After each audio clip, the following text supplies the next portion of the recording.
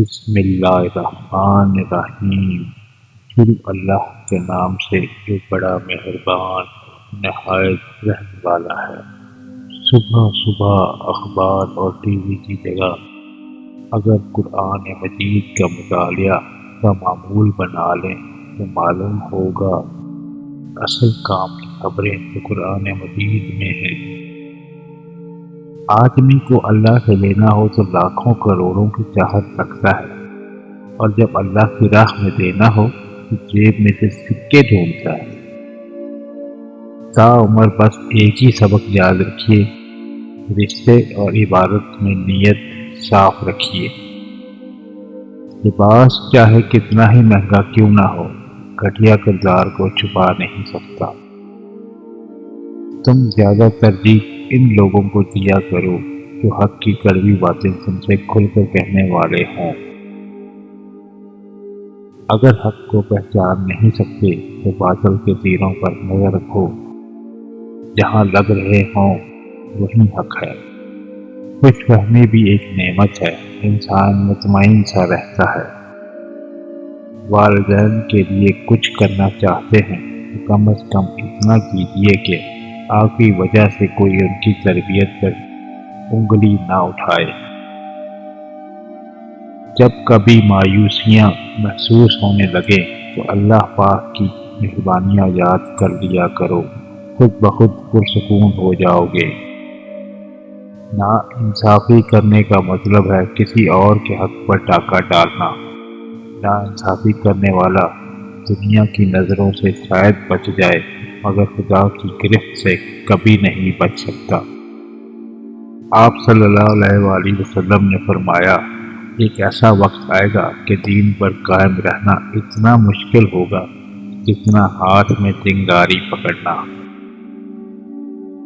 جہاں لگے اہمیت کم ہو رہی ہے وہاں جانا کم کر دو، پھر چاہے کسی کا گھر ہو، بات ہو، یاد ہو یا دل۔ حق حق ہی رہتا ہے، چاہے اس کے ماننے والے دو چار ہی دنیا میں رہ جائیں، اور باطل باطل ہی رہتا ہے، چاہے ساری دنیا اس کا دم کیوں نہ بھرنے لگ جائے۔ حرام اور حلال چیز پر کوئی لیبل نہیں لگا ہوتا، ان میں جو چیز فرق کرواتی ہے وہ ہے خوف خدا۔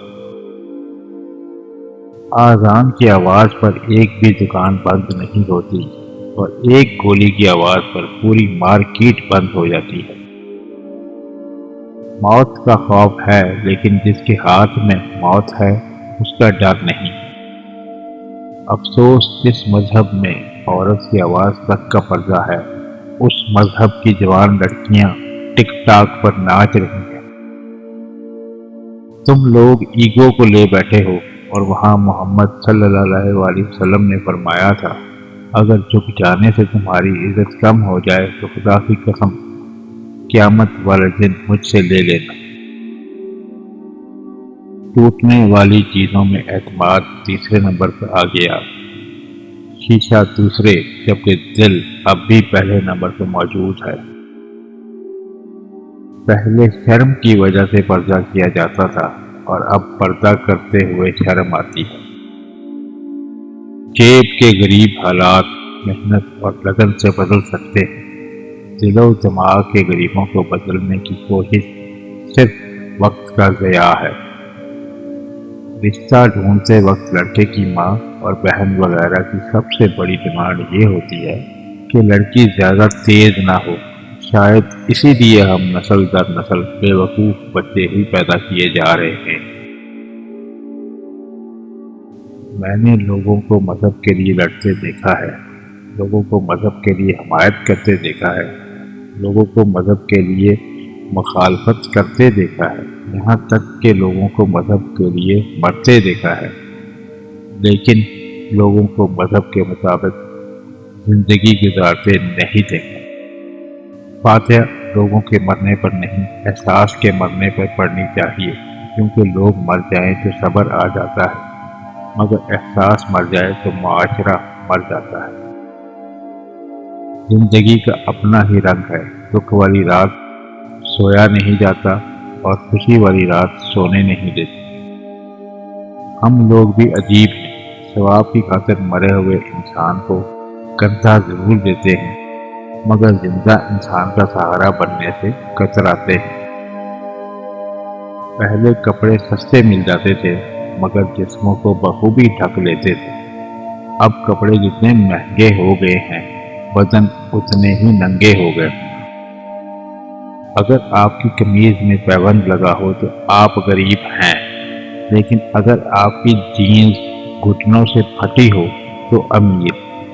آپ کو خراب اردو آتی ہے تو آپ تعلیم یافتہ ہیں، مگر خراب انگریزی آتی ہے تو جاہل۔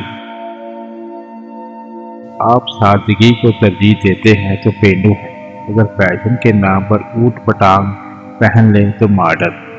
انہی بے ساختہ سٹینڈرڈز کے چکروں میں ہم نہ اس جہاں کے رہے نہ اس جہاں کے۔